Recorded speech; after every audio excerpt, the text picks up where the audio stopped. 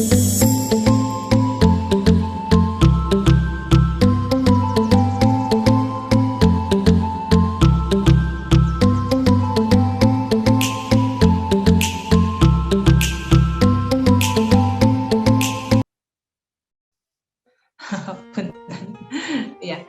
Oke, baik teman-teman, hari ini silakan kalau ada yang mau terapi ataupun ada yang ingin konsul, kita akan coba bantu dengan menggunakan terapi. Untuk keluhan fisik bisa keluhan misalnya nyeri kepala, nyeri badan, ada kesemutan, ada pegel dan lain-lain. Kalau untuk keluhan psikis boleh yang lagi galau gitu ya, lagi sedang marah, sedang kesal, sedang sedih, sedang khawatir dan lain-lainnya. Kemudian untuk permasalahan hidup nanti saya akan coba bantu dengan bagaimana terapi SAFE bisa membantu permasalahannya. Oke, baik, ada yang mau jadi duluan? Ada duluan?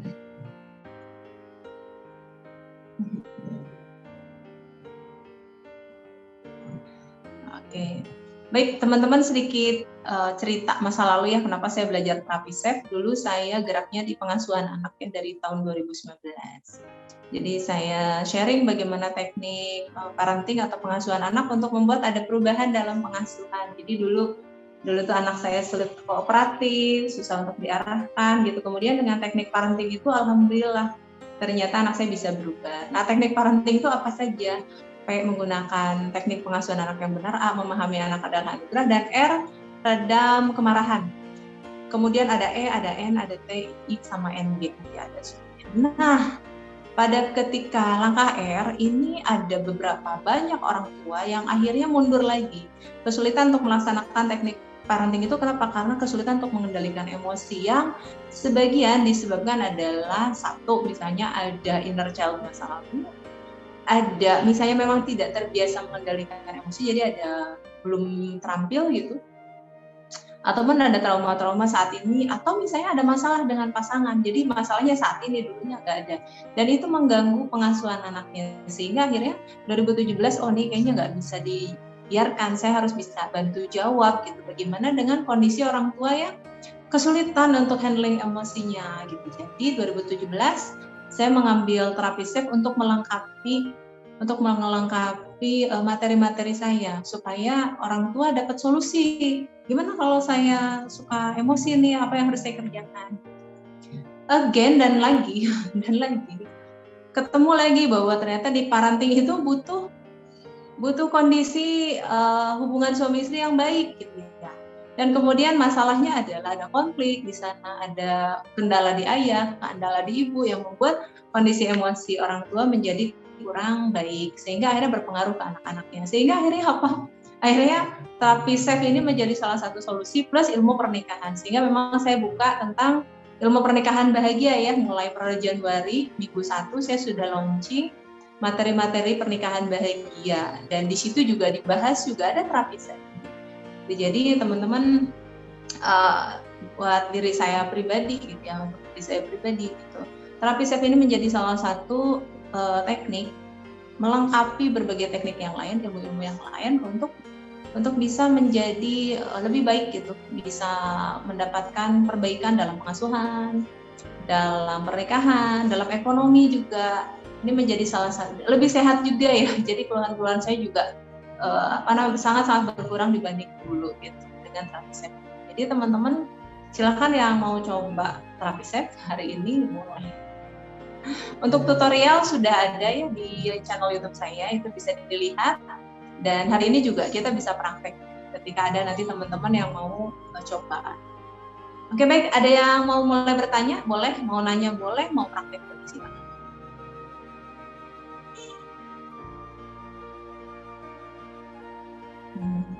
Oke, sambil nunggu lagi, saya terangkan dulu ya, apa itu terapi SAFE? Terapi SAFE itu adalah terapi yang menggunakan pengetukan titik-titik meridian utama. Itu titik meridian utama itu ada di ilmu akupunktur. Jadi itu adalah titik-titik utama di jalur sistem aliran energi tubuh. Nah, jadi teman-teman, ternyata kalau kita sedang stres, kita sedang sakit, aliran energi tubuh kita itu mengalir dengan tidak sempurna, agak kacau gitu, sehingga membuat kita tidak nyaman, perasaan tidak nyaman, badan pun tidak enak. Uniknya, ketika kita mengetuk titik-titik tersebut, itu mendorong adanya self healing. Jadi adanya self healing itu tubuh kita menjadi sembuh sendiri. Jadi bisa menyembuhkan diri sendiri. Kemudian yang terjadi juga tadi ya, ketika kita perasaan tidak nyaman kan aliran energi tubuhnya tidak lancar, mengalirnya dengan tidak beraturan. Ketika teraturkan dengan mengetuk titik-titik titik-titik step, titik-titik step tadi, ternyata itu menjadi mengalir dengan lancar dan kemudian perasaan kita pun membaik. Jadi ada terjadi sesuatu dalam tubuh kita ketika titik-titik meridian utama itu kita ketuk. Nah, jadi SEF itu seperti itu. Jadi emotional freedom technique, emosi negatif yang lepas dengan teknik pengetukan titik akupunktur. Oke, ini ada pertanyaan. Dokter, qadarullah anxiety saya kambuh. Izin baca ya. Anxiety saya kambuh setelah alhamdulillah cukup lama nggak terasa, jadi saya merasa nggak bakalan kambuh lagi. Qadarullah pekan kemarin saya dapat antibiotik dari THT yang lambung saya tidak kuat, dari situ anxiety kambuh.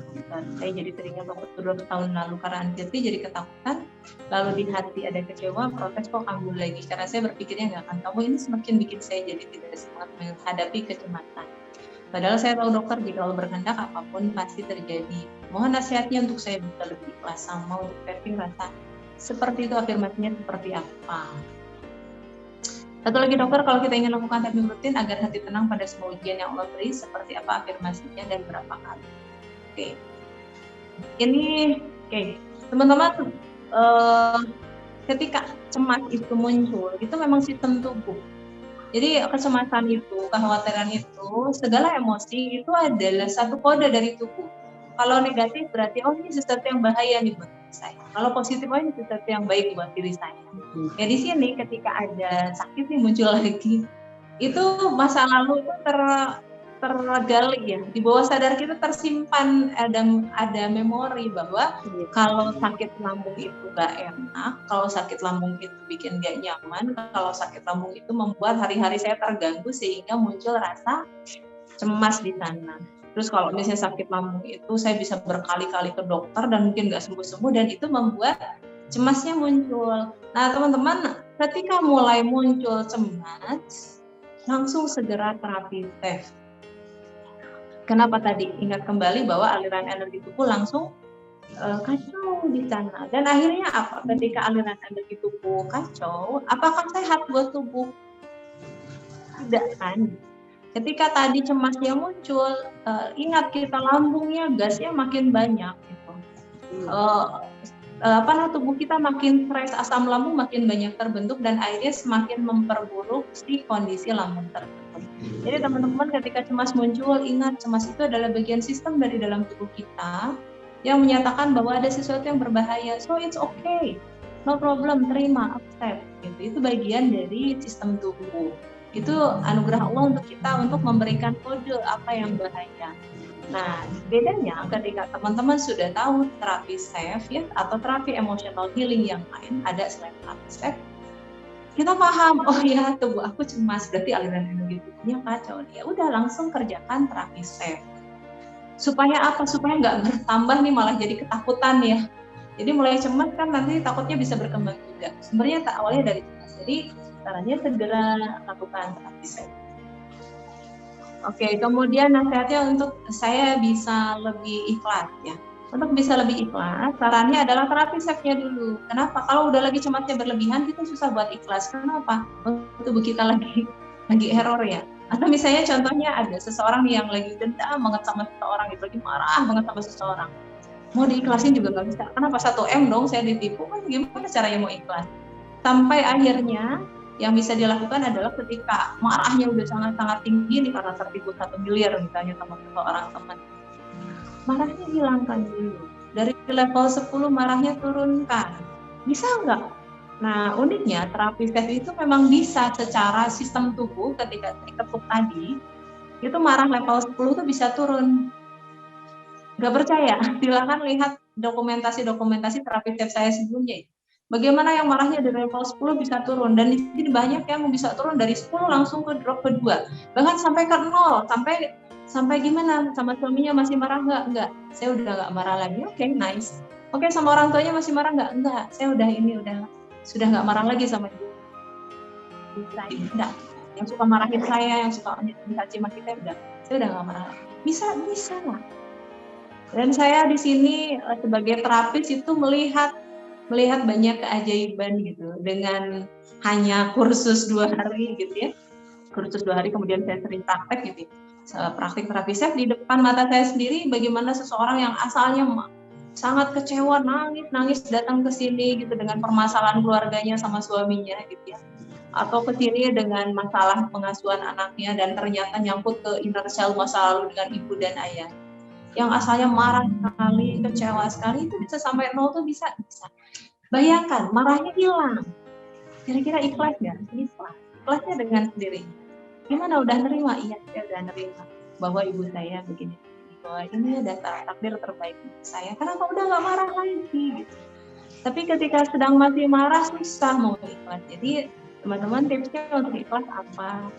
Tipsnya adalah redakan dulu marahnya, redakan dulu kecewanya, redakan dulu dendamnya. Insya Allah nanti ikhlasnya nyampe. Oke, kemudian pertanyaan lain tadi tipsnya sudah ya.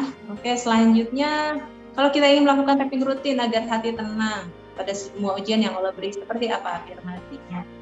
Tapping rutin ya untuk setiap hari ya. Setiap hari itu sarannya adalah kalau malam itu dicek kalau misalnya hari ini saya ada yang gak enak gak sama orang. Oh iya, saya marah nih sama teman saya nih. Oh tadi saya kecewa nih sama suami saya misalnya. Silahkan satu-satu, semuanya dimaafkan.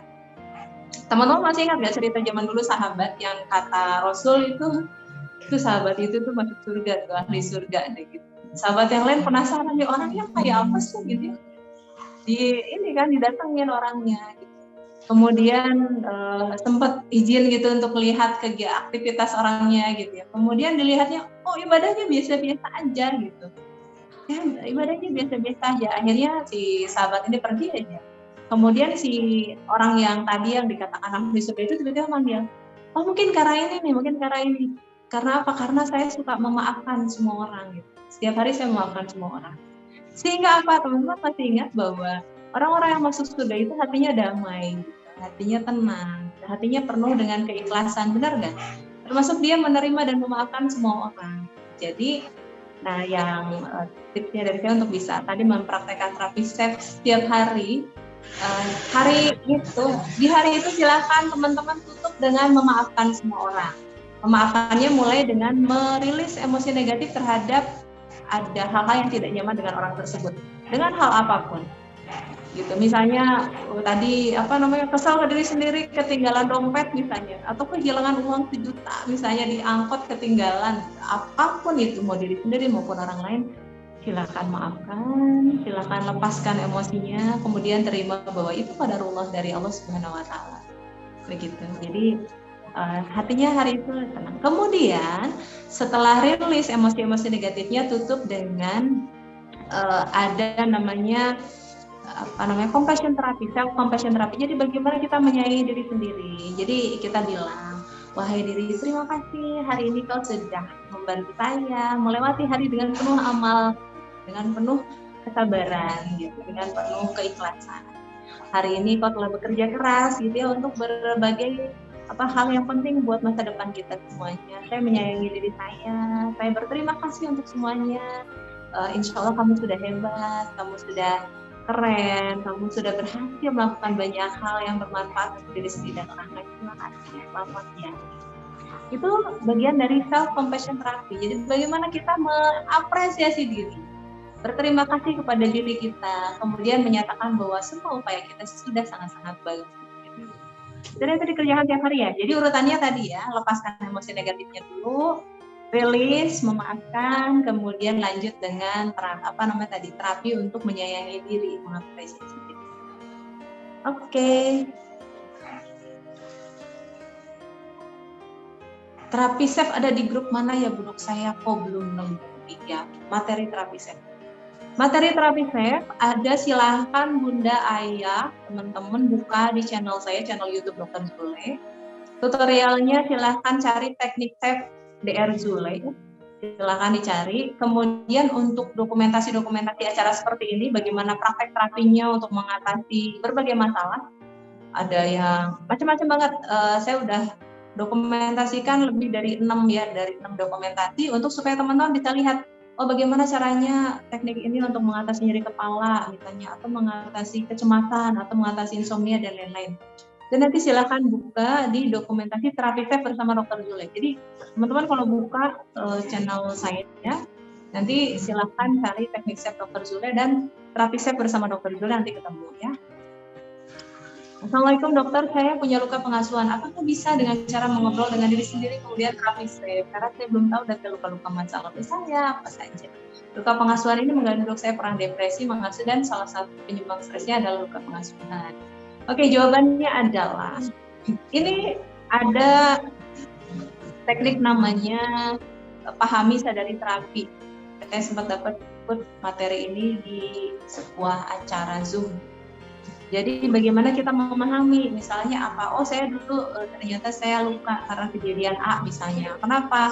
Saya dulu dimarahin ayah saya, dikatakan bahwa saya anak tergoblok sedunia, misal contoh. Kemudian pahami, oh ternyata saya mengalami luka waktu itu. Ada pahami bahwa ternyata itu adalah luka inersial saya.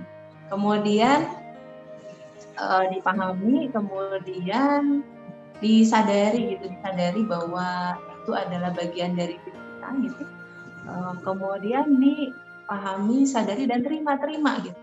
Diterima. Jadi kita proses menerima bahwa oh ya saya waktu itu memang marah pada ayah saya.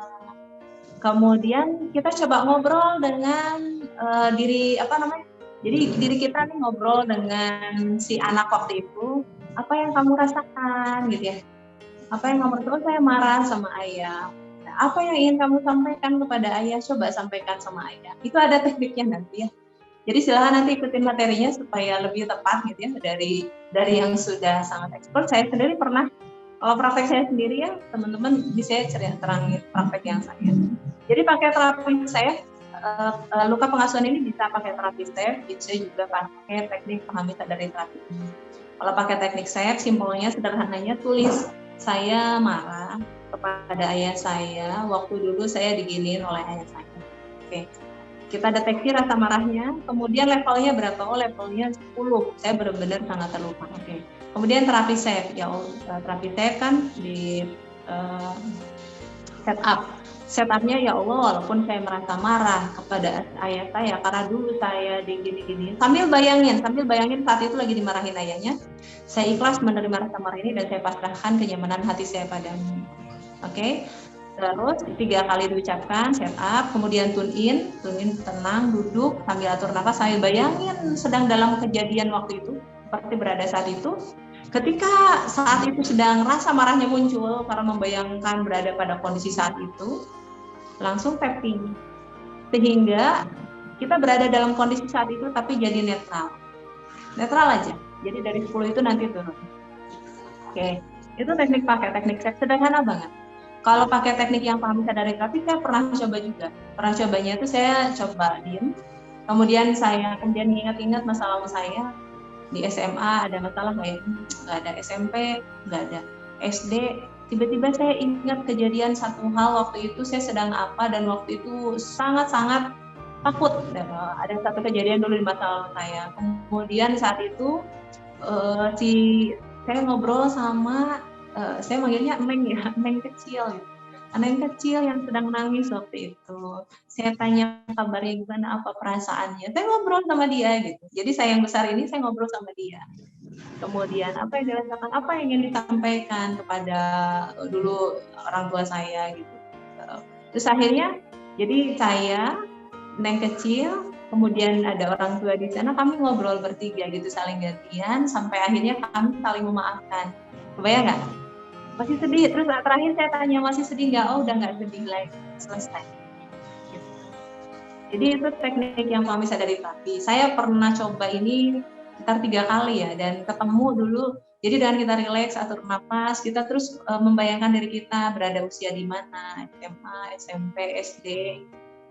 waktu TK, dan saya pernah coba nge-trace perasaan waktu saya dalam kandungan, karena luka pengasuhan ini bisa muncul dari sejak roh ditiupkan. Jadi dalam kandungan saya bisa merasakan ternyata dulu waktu dalam kandungan apa yang terjadi gitu, rasanya muncul, dan rasanya judulnya sakit banget. Ketemu ternyata sakit banget gitu ya. Apa yang terjadi saya nggak tahu, nggak ingat, tapi rasanya sakit banget. Dan kemudian di situ saya ngobrol dengan klinikal yang berada dalam kandungan, sampai akhirnya saya merasa nyaman, tidak ada sakit lagi, dan selesai.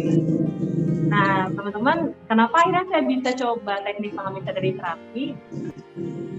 Ini awalnya saya pernah hipnoterapi sama seorang terapis ya. Dan di hipnoterapi itu kita dibantu untuk seperti itu, dibantu untuk bisa memaafkan masa lalu. Jadi ngobrolnya, ternyata mirip-mirip ya materi hipnoterapi dengan materi yang tadi yang di Zoom-nya Bunda Evi Susantiana kalau nggak salah. Ternyata mirip. Jadi saya bisa mengerjakan sendiri karena saya pernah dihipno sama seorang. Jadi tahu urutannya. Jadi teman-teman saat ini luka pengasuhan bisa pakai terapi saya bisa sendiri menggunakan terapi pahami sadari terapi itu. Kalau diperlukan, misalnya saya kesulitan, saya bisa minta diterapi oleh hipnoterapis untuk sesuatu yang saya nggak ngerti kenapa nih masih ada, saya nggak bisa nemunya gitu dengan pikiran sadar saya.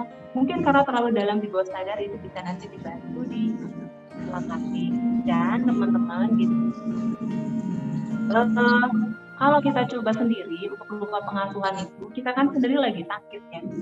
Kita lagi sakit harus ngobati diri sendiri. Sama kalau misalnya saya lagi badan gak enak badan itu, saya mijit diri sendiri kan kok capek banget ya. Kitanya capek harus mijit diri sendiri gitu.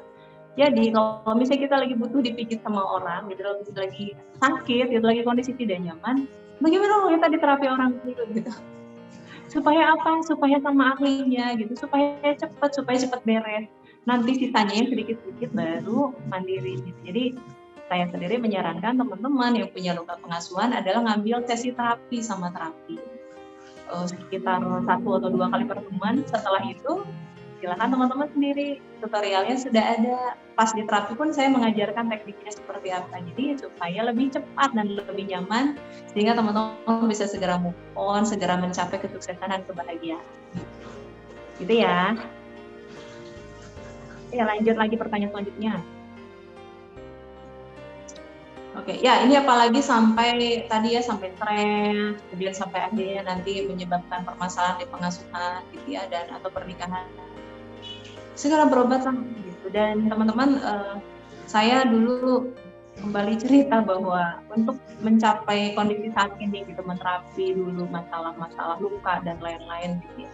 Ada luka, ada trauma dan lain-lain, itu tuh biayanya lumayan besar ya teman-teman. Saya ikutan latihan di Bogor, di Puncak, itu lumayan berapa hari, biayanya juga lumayan besar. Saya ikutan pelatihan SEP yang 2 hari itu, yang total solution, dan juga ada pelatihan lain lah yang saya ikutin. Dan sebenarnya terapi yang saya berikan itu sudah mensarikan bagaimana teman-teman bisa mendapatkan hasil optimal dengan biaya terhemat, beneran. Jadi saya mensyukuri ilmu yang Allah berikan, rezeki yang Allah berikan, sehingga saya bisa menjalani ikutan pelatihan-pelatihan tersebut dengan salah satunya adalah saya ingin teman-teman juga bisa merasakan nyaman, bahagia, bisa merasakan bahwa kita tuh bisa punya hati yang tenang, sih insya Allah bisa ya. Dokter Afan, barangkali ada kata-kata terapi self yang lebih spesifik, maksudnya seperti apa? SEF itu Spiritual Emotional Freedom Technique. Jadi awalnya terapi SEF ini adalah terapi EFT, Emotional Freedom Technique, yang menemukannya adalah Gary Craig. Jadi Gary Craig ini beliau yang menemukan terapi EFT. Kemudian Pak Ahmad Faiz Zainuddin dari Indonesia, beliau menambahkan doa di sana, sehingga doa tambah EFT menjadi teknik SEFT, Spiritual Emotional Freedom Technique, yang ada beberapa yang komentar bahwa SEF ini bisa lebih kuat dibanding EFT. Jadi kekuatan doa ini kita sama-sama tahu ya, bahwa doa itu punya power yang sangat-sangat kuat gitu, bagus gitu. Sehingga emang SAFE dibandingkan EFT ini beberapa ada yang komentar SAFE itu bisa lebih bagus hasilnya gitu. Demikian kan. Demikian ada yang komentar seperti itu. Oke, kemudian maaf dok, bisa minta materi terapi SAFE.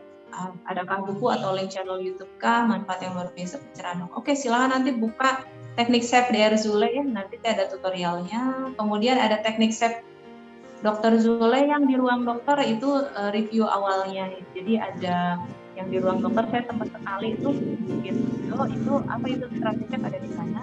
Untuk tutorial ada di video YouTube saya, di channel YouTube. Kemudian untuk bagaimana aplikasi-aplikasinya ada di terapi SAFE bersama Dokter Zule, dokumentasi acara Zoom terapi SAFE seperti ini ada di YouTube saya juga. Kalau untuk beli bukunya ada harganya 350 ribuan, 350 ribu atau 400 ya, sekitar 350. Itu dari penulisnya dari Pak Ahmad Faiz Zainuddin, bukunya lumayan tebal, itu bisa jadi acuan teman-teman untuk mau mempraktekkan. Oke baik, demikian mudah-mudahan cukup jelas jawabannya ya. Barangkali ada yang mau bertanya atau mau praktek silakan. Maksudnya praktek apa? Praktek itunya, terapinya? Ya, praktek terapinya. Kalau ibu dok, kan ibu keluhannya itu sekarang sudah hampir setahun berobat terus ya. Nah, keluhannya di usus dok, karena dulu ususnya kan udah dipotong itu, udah hilang usus besar sama usus halusnya. Nah sekarang terus pengobatan itu itunya dari usus itunya. Nah, bagaimana untuk menghilangkan supaya tidak kambuh, gimana dok? Nah, sekarang lagi apa? Perut ya? Perut ya? Iya, di usus itunya keluhannya. Sekarang ada rasa apa Bu? Ada kerasanya gimana? Sekarang pusing-pusing dan kemarin pernah kurang darah juga, darahnya jadi ada anemia ini katanya rendah darahnya cuma 8 Hb-nya. Kemarin udah udah dikasih lagi karena kemarin pendarahan lagi. Nah, kemarin udah disuruh lagi kalau terjadi lagi pendarahan disuruh lagi cek darahnya. Nah, terus itunya tensinya selamanya yang bawahnya itu cuma 60 dok. Yang atasnya 130, 140, tapi bawahnya 60, 65 paling tinggi. Bagaimana untuk penjagaannya dok? Oke, baik. Kita coba praktekkan ya. Kalau sekarang keluhannya apa? Yang kerasa? Pusing. Iya, pusing. Pusing kepala level berapa? Dari 0 sampai 10? Pusingnya dari pundak ini ke kepala, ke bagian atas nih kepala. Jadi pusing. Oke. Pusing kepala. Levelnya dari 0 sampai 10. Kalau 0 itu nggak pusing, kalau 5 itu sedang-sedang, kalau 10 itu pusing banget. Oh enggak. Paling levelnya 5-6 lah. Ya, 5. Karena enggak terpusing, cuma sakit, itu aja sakit gitu dok. Oke, pusing apa nyeri? Nyeri sama kurang enak aja gitu. Berat apa gitu. namanya? Hah? Berat gitu, kayak sakit di tengkuk. Oke, saya tulisnya berat ya, Bu Mai.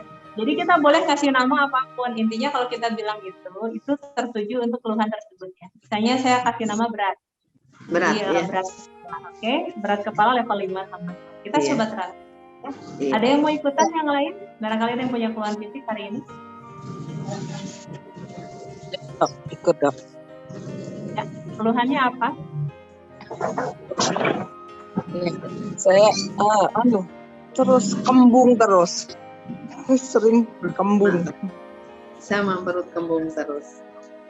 Bu Ambar ya? Iya Bu dok. Sekarang lagi kembung? Iya, kembung. Kembung level berapa Bu? Iya kan dia lagi. Iya. Dari 0 sampai 10?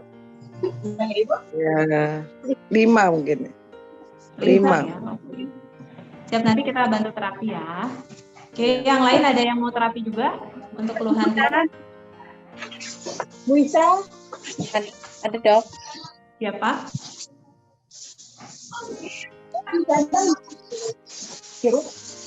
Siapa yang mau ikutan? Iya, Bu saya dok. Yani. Iya. Yani ya? Iya. Oke, Bu Yani Dok, apa? pusing dok. Pusing. Pusing kepala. Pusing Level berapa? kepala. Sekitar 6 sampai 7 dok. Ya, baik, kita coba bareng-bareng terapi ya. Ya, Iya. mohon bantuannya Teh Pipit bisa di mute all. Iya. nanti terakhiran. Jadi yang itu yang baru itu mau dipakai dulu.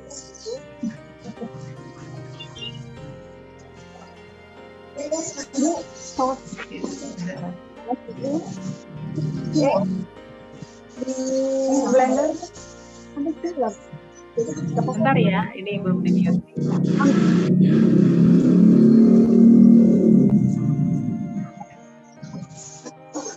Kali aja enggak.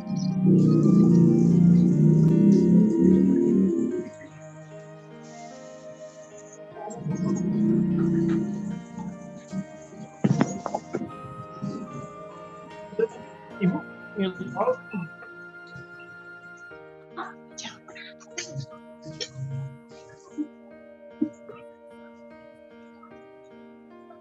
Ya, oke. Punten. Mana? Ya, kita mulai ya terapi ya. Punten Iya. ini Teh Pipit asprinya sedang sambil ke dapur. Hari ini banyak produk sana, teh telang. Ya, alhamdulillah. Teh telangnya banyak yang suka, alhamdulillah. Oke, baik. Nggak apa-apa nih, sedikit agak berisik ya, tapi kita coba aja. Oke, kita mulai ya, Bu Emai, Bu Amber, sama Bu Yani. Kita mulai terapi tes. Kita mulai dengan gaya setup. Setup itu seperti ini, pakai 2 jari, tangan kanan pegang bahu kiri, cari titik sore spot di atas. Di sini ada area yang agak melepuh, dan kalau ditekan tuh paling sakit. Nanti kita tekan, kita putar-putar. Kemudian kita baca doa kepasrahan ada 3 kali, yaitu bentuknya contohnya, ya Allah, walaupun kepala saya terasa berat, saya ikhlas menerima kondisi ini dan saya pasrahkan kesembuhannya, kenormalannya padamu. Sambil ditekan, sambil diputar-putar berlawanan arah jarum jam. Ya. Oke, nanti 3 kali setup namanya. Setelah setup masuk ke tune in. Tune in itu simpan kedua tangan di atas paha, atur nafasnya. Kemudian sambil atur nafas, sambil kita fokus pada area yang ada keluhan. Kalau Bu Emai tadi ada keluhannya di kepala, tapi fokus pada merasakan berat kepalanya dan gerak-gerakan supaya sampai beratnya itu benar-benar jelas. Kemudian sambil dalam hati mengucapkan, ya Allah, saya ikhlas, saya pasrah. Gitu ya. Kemudian Bu Ambar juga tadi sambil fokus di area perut yang kembung, sambil mengucapkan, ya Allah, saya ikhlas, saya pasrah. Oke, Bu Yani juga sama, fokus di kepala. Oke, setelah proses tune in sampai kerasa banget keluhannya, bayangkan itu kondisi aliran energinya kan lagi kacau banget ya, karena tadi ada nyeri kepala, ada pusing, ada perut yang kembung. Kita langsung mulai ke tapping dengan 2 jari, ketuk puncak kepala seperti ini, sambil mengucapkan, ya Allah, saya ikhlas, saya pasrah. Ini puncak kepala, nanti ada titik pangkal alis, samping mata. Ini yang pas batas tulang ya, bawah mata, kumis, sambil mengucapkan, ya Allah, saya ikhlas, saya pasrah. Nanti saya jahit di sini. Terus dagu, bawah leher di sini, pas ujung tulang, sebelah sini, ya Allah, saya ikhlas, saya pasrah. Bawah ketiak, pas tali BH-nya di tengah-tengah ketiak ke bawah ya di sini. Kemudian bawah dada segaris putih, pas perbatasan ya. Kalau perempuan di kawat BH, kalau bapak itu perbatasan antara payudara sama dinding perut gitu. Di sendok aja. Ya Allah, saya ikhlas. Oke, ini namanya shortcut. Jadi titiknya hanya 9. Titiknya hanya 9. Gitu. Jadi titik 9 kita ganti jari, nanti dari puncak kepala sampai ke bawah lagi seperti tadi ya. Baru kita tutup nanti ya. Oke, baik, kita mulai. Bismillahirrahmanirrahim. Ya, siapkan jarinya. Pegang bahu kiri, cari titik sore spot ya. Di atas, ditekan, diputar-putar, sambil semuanya fokus pada area yang dikeluhkan. Ya Allah, walaupun kepala saya terasa berat, saya ikhlas menerima kondisi ini dan saya pasrahkan kesembuhannya, kenormalannya padanya. Ya Allah, walaupun kepala saya terasa berat. Kalau Bu Ambar, ya Allah, walaupun perut saya terasa kembung, saya ikhlas menerima kondisi ini dan saya pasrahkan kesembuhannya, kenormalannya. Ya Allah, walaupun kepala saya terasa pusing, saya ikhlas menerima ini dan saya pasrahkan kesembuhannya, kenormalannya. Oke, sekarang simpan kedua tangan di atas paha, atur nafasnya. Tarik nafas, tahan, keluarkan, terus atur nafasnya sambil rasakan kepalanya berat sekali. Bu Ambar rasakan perutnya kembung sekali. Bu Yani rasakan kepalanya terasa sangat pusing. Terima rasa berat kepala, rasa kembung, rasa pusingnya dengan ikhlas. Dalam hati mengucapkan ya Allah. Ya, terus rasakan kepalanya, terus rasakan perutnya. Semua fokus pada area yang dikeluhkan. Sekarang siap-siap jari tangan kanan, sambil terus fokus pada area yang sakit ya. Tutup puncak kepala ya Allah, saya ikhlas. Bu Ambar hanya fokus ke perut, Bu Emai dan Bu Yani fokus area kepala ya Allah, saya ikhlas, saya ikhlas. Ya Allah, saya ikhlas, saya ikhlas. Pangkal alis kanan. Ya Allah, saya ikhlas, ya Allah, saya ikhlas. Samping mata kanan, ya Allah, saya ikhlas, ya Allah, saya ikhlas. Bawah mata kanan, ya Allah, saya ikhlas, ya Allah, saya ikhlas. Kumis, ya Allah, saya ikhlas, ya Allah, saya ikhlas. Dagu, ya Allah, saya ikhlas, ya Allah. Bawah leher kanan, ya Allah, saya ikhlas, saya ikhlas. Bawah ketiak kiri, ya Allah. Bawah dada kiri, ya Allah, saya ikhlas. Ganti tangan kiri, tetap fokus pada area yang ada Tuhan, tetap puncak kepala ya Allah. Terus fokus, silakan fokus Bu Ambar, silakan fokus pada perutnya terasa kembung ya Allah, saya ikhlas. Pangkal alis mata kiri ya Allah, saya ikhlas, saya pasrah ya Allah. Samping mata kiri ya Allah, saya ikhlas, saya pasrah. Bawah mata kiri ya Allah, saya ikhlas, saya pasrah. Kumis ya Allah, saya ikhlas, saya pasrah. Dagu ya Allah, saya ikhlas, saya pasrah. Bawah leher kiri ya Allah, saya ikhlas, saya pasrah. Bawah ketiak kanan ya Allah, saya ikhlas. Bawah dada kanan ya Allah, saya ikhlas. Sekarang simpan kedua tangan di atas paha, atur nafasnya, tarik nafas, tahan, terus atur nafasnya senyaman mungkin. Tarik nafas panjang, tahan, keluarkan nafas, tahan. Nanti siap-siap dalam hitungan ketiga. Bu Emai, Bu Ambar, Bu Yani, rasakan narik nafas ya.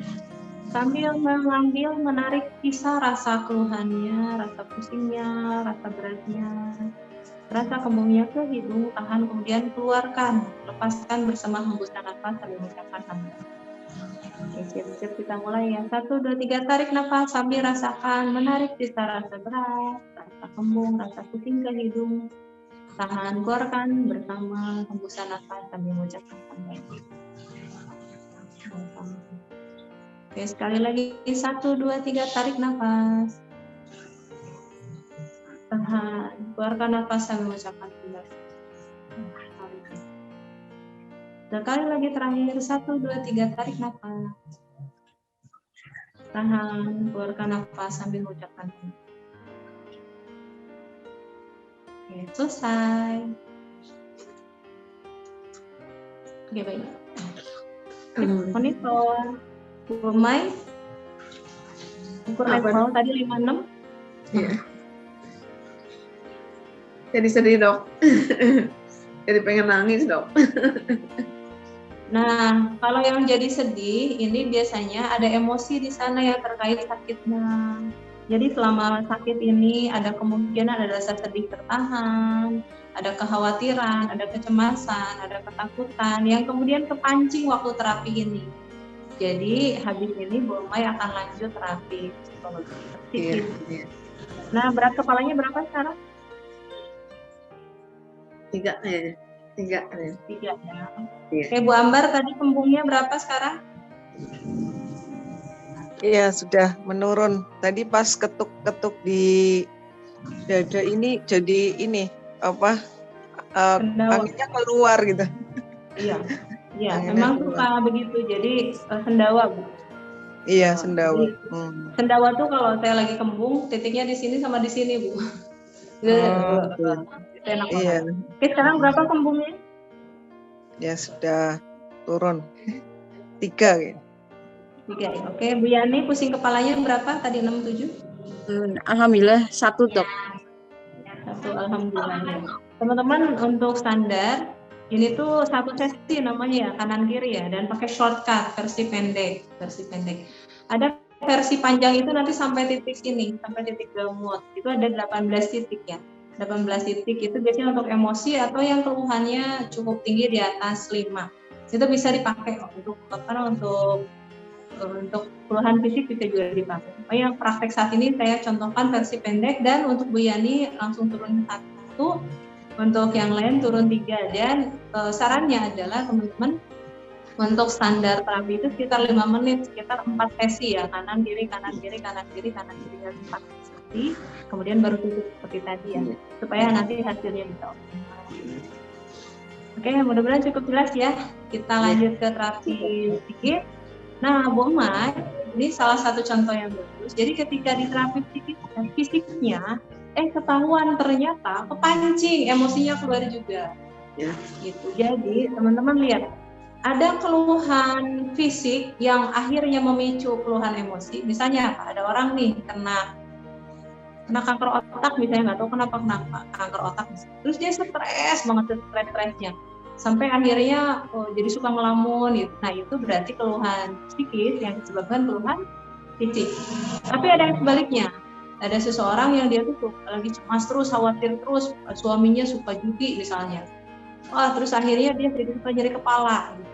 Nah, itu berarti keluhan emosi yang menyebabkan keluhan fisik. Sehingga kondisi seperti ini, keluhan emosinya perlu diterapi. Untuk apa? Supaya tidak menyebabkan keluhan fisik dan supaya jangan sampai gara-gara asalnya ada keluhan fisik, jadinya ada keluhan emosi, keluhan fisiknya juga jadi memberat. Jadi holistik ya, antara fisik sama psikis itu sama-sama kita sehatkan. Itu ya. Oke, Bu Mai, rasa apa yang mulai muncul tadi? Sedih? Sedihnya karena apa?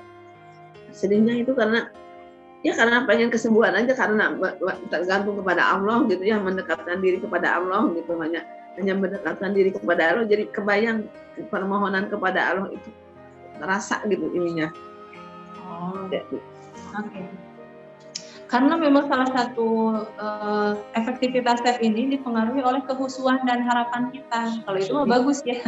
Iya, jadi berharap kesembuhan ke Allah gitu. Nah, jadi ini salah satu faktor tadi ya, kekuatan dari pengobatan itu ada pada doa yang disertai dengan kekhusyuan untuk benar-benar berharap sama Allah. Itu berpengaruh. Jadi bagus ini berarti ini adalah sedihnya tadi untuk kekhusyuan itu bagus, Bu. Iya, jadi Nah, ini yang saya ingin cek adalah apakah ada kesedihan yang terkait dengan kok saya nggak sembuh-sembuh gitu. Enggak, alhamdulillah dok. Saya ikhlas. Berarti nggak apa-apa, Bu. Ya. Berarti kalau itu nggak apa-apa, Bu. Aman ya. Ini kalau yang bermasalah dan perlu terapi, kalau misalnya dia menyimpan kesedihan yang lama, kok saya nggak sembuh-sembuh, atau kecewa, atau marah, ya ada yang seperti itu, nah itu harus terapi.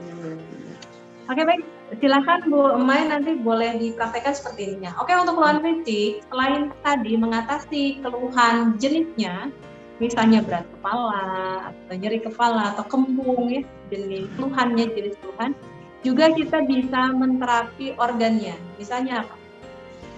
Ya Allah, walaupun saat ini kondisi kepala saya tidak normal, Saya ikhlas menerima kondisi ini dan saya pasrahkan kesembuhannya, kenormalannya padamu. Itu berarti menterapi organnya, kepalanya. Ya, kalau Bu Ambar nanti walaupun kondisi perusahaan ini saya tidak normal, saya ikhlas menerima kondisi ini dan saya pasrahkan kenormalannya padamu. Ya. Oke, jadi untuk fisik tadi ya, jenis keluhannya, organnya, kemudian emosi yang terkait dengan sakit tersebut. Jadi satu emosi yang menyebabkan, satu lagi emosi yang muncul karena sakitnya itu bisa diterapi. Oke, kemudian yang lain nanti bisa pakai deep step. Kalau deep step nanti belajarnya di pelatihannya bagaimana kita mendorong kesembuhan di arah itu. Jadi dengan ada doa khusus, ada doa ke area-area organ tersebut nanti itu ada. Tapi untuk sementara minimal bisa terapi keluhan, bisa terapi tadi ke arah organnya, gitu ya, supaya organnya nanti ada perbaikan, jadi ada self healing dan terapi emosi-emosi terkait sakit tersebut. Oke? Oke, selanjutnya saya coba baca lagi ya. Oke, dokter mohon maaf tanya gimana cara mengontrol emosi misal pada kondisi balita sakit, sulit tidur tetapi suami tidak peduli. Ini sarannya adalah terapi emosi terhadap suaminya. Yang kedua, terapi kalau ada luka inner child di masa lalu yang membuat kita kurang bisa sabar. Kurang bisa sabar itu bisa jadi ada luka pengasuhan sekarang. Gitu. Kemudian terapi emosi kita saat itu. Jadi misalnya kita marah nih dengar bayi nangis, kita terapi dulu emosi kita. Gitu. Gimana kalau saya nggak ada waktu, kalau bayinya udah nangis pasti kita biarin. Teman-teman minimal ketika emosi sarannya adalah diam, pegang bayinya dan diam. Kenapa? Karena bayi nggak bisa ditunda-tunda ya. 0 sampai 18 bulan kalau kita nggak langsung pegang bayi yang menangis, bayinya nanti bisa masalah kejiwaan. Jadi kurang merasa percaya diri, kurang merasa aman. Jadi teman-teman perlu di saat itu tahan mulutnya, tahan tangannya, fokus untuk coba megang dulu, atau kalau misalnya memungkinkan dititipkan dulu di orang lain. Tapi kalau tidak memungkinkan, atur nafasnya, tarik nafas dalam terus keluarkan pelan.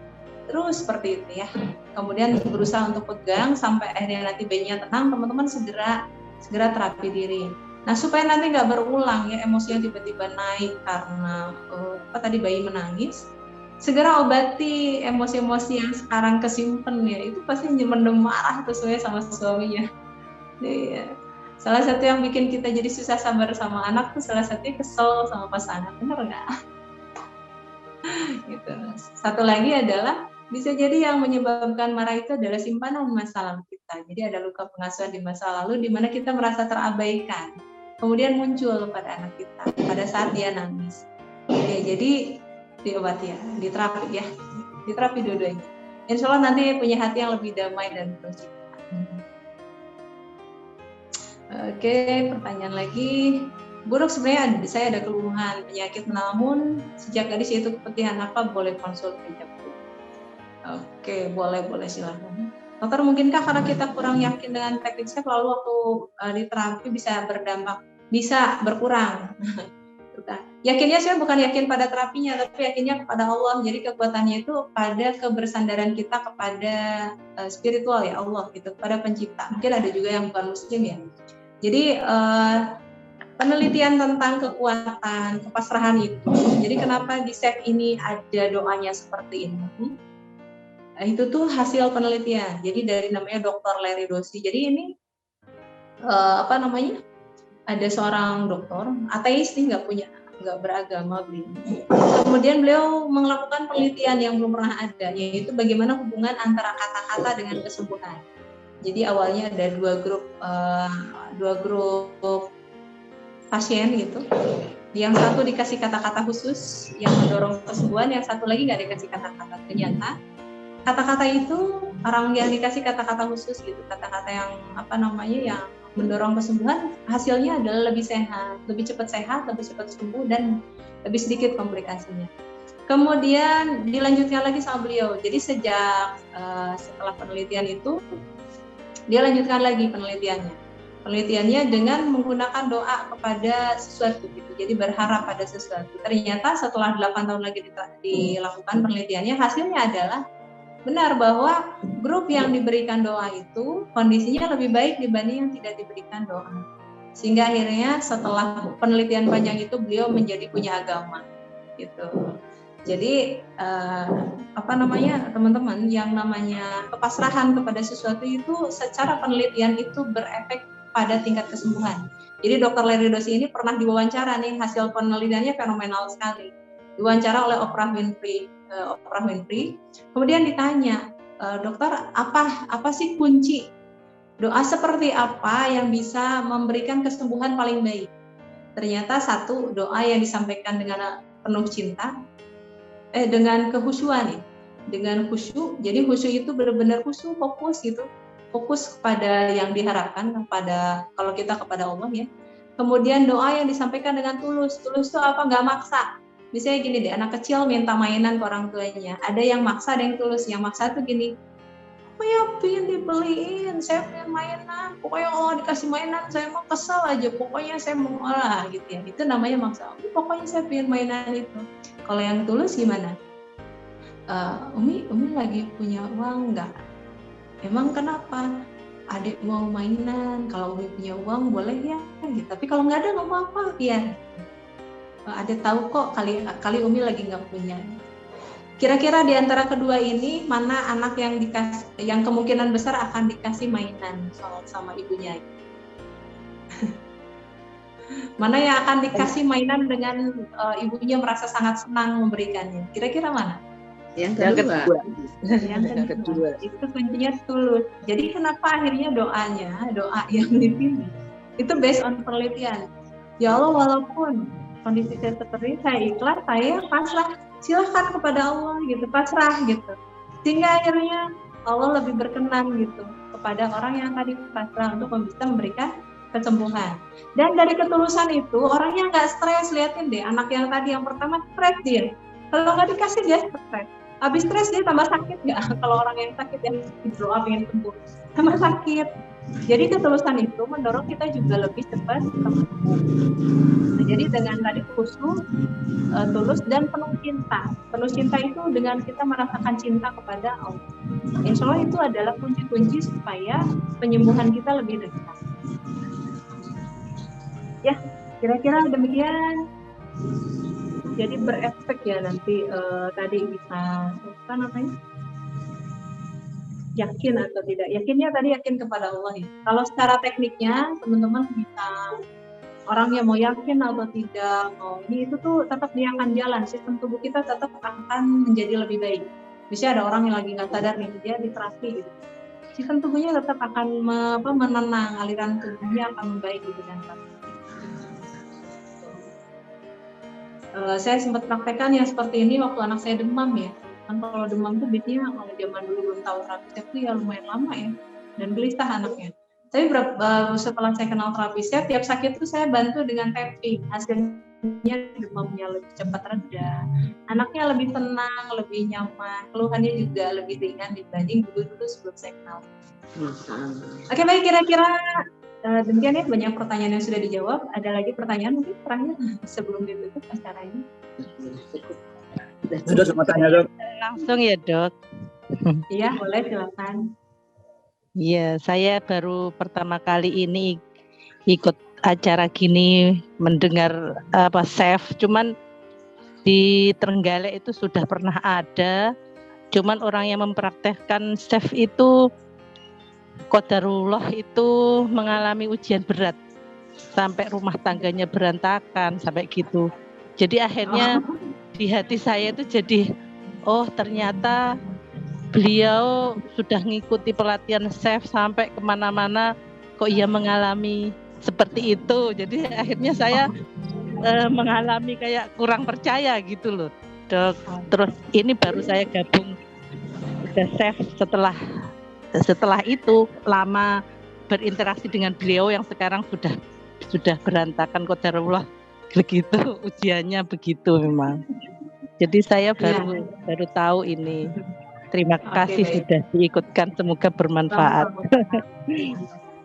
Baik teman-teman, jadi saya sempat sharing di YouTube saya, ada 6 ilmu hidup. 6 ilmu hidup. Jadi kesimpulan dari segala masalah yang sudah saya jalani dari sejak dahulu kala gitu ya, yang kemudian semakin jelas gitu setelah menikah tuh kan pada kepancing keluar gitu satu-satu ya permasalahannya gitu ya, untuk minta diberesin gitu. Akhirnya di suatu waktu saya menemukan bahwa ternyata untuk bisa bahagia itu, bisa bahagia, bisa damai, itu butuh 6 ilmu. 6 ilmu dasar ya. Ini baru 6 ilmu dasar, ilmu lain perlu. Satu pertama adalah ilmu ikhlas pasrah, ilmu agama. Ilmu agama di sini bukan hanya sekedar ibadah ya, bukan tentang masalah hanya sholatnya, ibadah-ibadah amalia harian, tapi lihat esensi dari ibadah tersebut bagaimana membentuk kita menjadi pribadi yang selalu ikhlas, pasrah, dan damai. Nah, kemudian teman-teman, saya bisa menemukan bagaimana caranya untuk seperti itu tuh justru dari buku bahasan yang umum, yaitu dari buku Seven Law of Happiness, Pak Arfan tuh yang nulis, Pak Arfan Radiansyah. Jadi saya sampai beli buku banyak tuh waktu itu, ada yang saya kasihin, ada yang saya jual juga gitu. Dan teman saya, salah satu alumni terapi saya, ada yang beli sampai 40 buku, kayaknya dia bagikan deh ke orang-orang. Jadi buku itu benar-benar bagaimana kita bisa memahami apa itu sabar, apa itu syukur, apa itu bagaimana kita berpasrah, bagaimana kita ikhlas, sedekah, dan lain-lain itu justru dari buku tersebut. Jadi artinya bagaimana kita bisa menjadi seorang pribadi yang ikhlas, pasrah. Jadi ilmu agamanya bagaimana sampai pada tahapan seperti itu. Kemudian yang kedua, ilmu pernikahan. Ilmu pernikahan ini perlu karena semua hal itu ada ilmunya. Yang jalanin tanpa ilmu akhirnya banyak konflik yang nggak perlu, dan akhirnya tadi cerai gitu ya misalnya, susah gitu.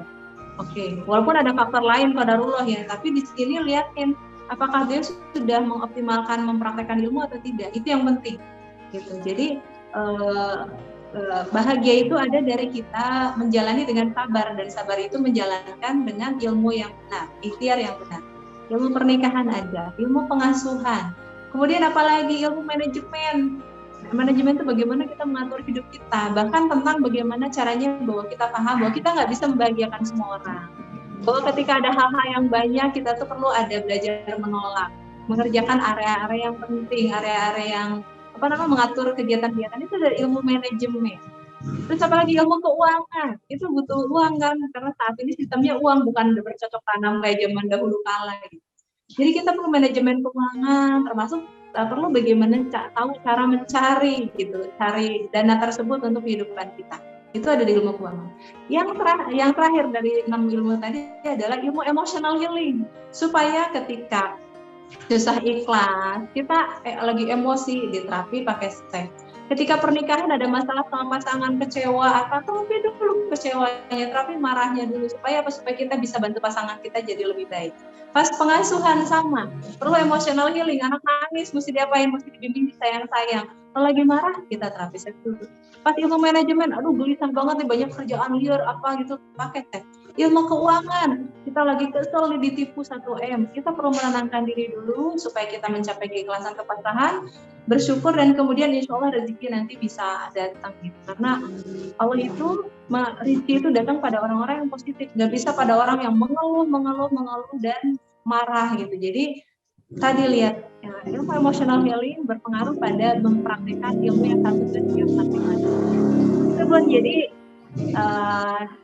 memang tidak cukup satu ilmu ya, tapi perlu kita memahami berbagai ilmu lain karena semua ada caranya. Gitu Bu. Ya, terima kasih ilmunya. Ya, sama-sama. Oke, baik, ada pertanyaan lagi? Kalau tidak ada, kita tutup. Ada Bu Dokter satu lagi. Boleh, silakan. Sekarang ini kalau kita lihat masyarakat kan sedang secara psikologis dan mental itu sedang sakit ya, karena kita menghadapi pandemi, menghadapi kelangkaan minyak goreng dan harga-harga barang naik. Ini kan cukup membuat kegalauan, kepanikan, terutama di kalangan emak-emak ini kan. Nah, ini juga akan berdampak kepada fisik dengan berbagai macam persoalan yang dihadapi kena panik tadi. Nah, saya melihat justru kurangnya ada semacam penyadaran, pencerahan di kalangan para ustadz, mubali atau ulama bagaimana menyikapi ini dari sudut pandang spiritual gitu. Karena tadi seolah-olah semua persoalan itu bisa diselesaikan secara logika akal ya. Padahal setiap peristiwa itu kan ada hikmahnya, ada pelajaran yang bisa diambil. Nah, bagaimana nih mengatasi ini, terutama di kalangan emak-emak ya, dengan kelangkaan minyak, dengan pandemi, harga-harganya yang mahal ini, supaya ya emak-emak ini lebih siap, lebih sadar, lebih ya tadi tidak panik itu, yang akan berdampak kepada penyakit fisik. Demikian, Bu Dokter. Oke, baik. Terima kasih. Ya. Oke, teman-teman semuanya, inilah kalau di 6 ilmu hidup, kita butuh ilmu emotional healing, bagaimana mengatasi kepanikan gitu ya, gimana mengatasi stres dengan kondisi ekonomi yang terbatas, minyak nggak bisa kebeli misalnya. Kemudian butuh ilmu manajemen keuangan. Dan teman-teman semuanya, ketika kita berusaha menyelesaikan dengan area logika gitu ya, dengan hanya sekedar oh katanya begini, katanya begitu. Tapi kalau saya, ternyata ilmu yang tepat itu adalah yang Allah sudah bagikan. Misalnya zaman dulu kan pernah juga ya, harga-harga naik gitu ya di zaman Rasulullah. Ya sudah, nggak apa-apa. Caranya gimana? Misalnya harga ayam naik gitu, harga ayam naik. Oh berarti naiknya sampai 2 kali loh. Oke, harga ayam naik 2 kali. Berarti nanti beli ayamnya biasanya 2 kilo jadi sekilo. Biasanya yang budgetnya punya sekilo berarti setengah kilo. Sederhananya seperti itu. Jadi berpikir simpel. Berpikir simpel itu ada ilmunya di 7 Law of Happiness Fund. Jadi untuk bisa mencapai bahagia itu, saya bisa dapat jawaban-jawaban yang cukup bisa, oh ya ternyata begini gitu, itu dari buku tersebut. Jadi bagaimana kita berpikir sederhana saja, simple gitu. Karena kalau berpikir rumit, overthinking, dan itu kebiasaannya ibu-ibu.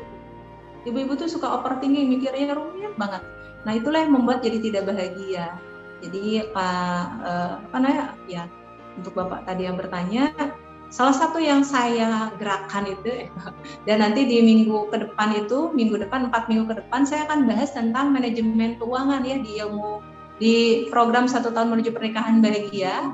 Ini sudah minggu 10 ya, minggu video 9 sama 10 mau dirapel hari ini akan diupload, kalau nggak hari ini besok.